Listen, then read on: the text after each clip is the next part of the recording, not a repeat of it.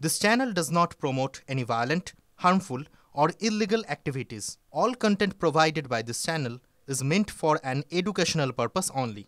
যে হোস্টেলে বসে মূলত ষড়যন্ত্রের পরিকল্পনা করা হয়েছিল সেই হোস্টেলের সামনে পৌঁছে গেছি আমরা এবং আমার ক্যাম্পাসে অনুদীপকে বলবো সেই ছবি দেখানোর জন্য। এই সেই হোস্টেল আল-ফালাহ ইউনিভার্সিটির ঠিক এই মাঝখানের যে সিঁড়ি দেখা যাচ্ছে বেঁকা, এই হোস্টেলেই 4 এবং 13 নম্বর ঘরেই যাবতীয় তল্লাশি চলে এবং সেখান থেকেই পাওয়া গিয়েছে মুজাম্মিলের ডায়েরিতে চালান প্যাকেজ নামক কোড ওয়ার্ডগুলো ইউজ করা হয়েছে। এছাড়াও উদ্ধার হয়েছে একাধিক নথি। মূলত সেই নথি ঘিরেই তদন্তকারীরা একাধিক তথ্য হাতে পেয়েছে বলে মনে করা হচ্ছে। এছাড়াও এই হোস্টেলেই মুজাম্মিল, আদিল ছাড়াও আসতো উমার। মূলত এরা এই ঘরেই থাকতো।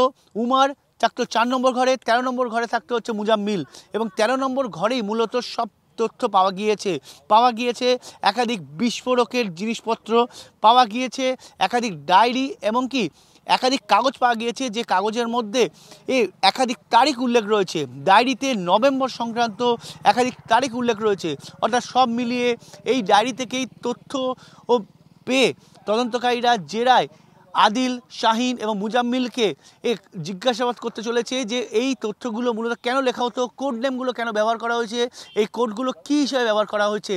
ইতিমধ্যে জেরা করে একাধিক তথ্য মিলেছে, কিন্তু ডায়েরিটা যে অত্যন্ত গুরুত্বপূর্ণ তা কিন্তু ইতিমধ্যেই বোঝা যাচ্ছে।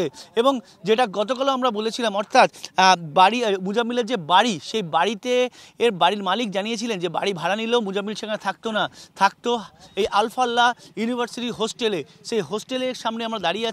4 এবং 13 নম্বর ঘর, এই 4 আর 13 নম্বর ঘর থেকেই মিলেছে যাবতীয় তথ্য। তদন্তকারীরা এরপরেও শাহিনের ঘর এবং অন্যান্য যে ঘরগুলো রয়েছে সেখানেও তল্লাশি চালাচ্ছে বলে জানা গিয়েছে। ক্যামেরায় অনুদীপের সঙ্গে Sayanta Bhattacharya, TV9 Bangla, Al Falah university, Faridabad.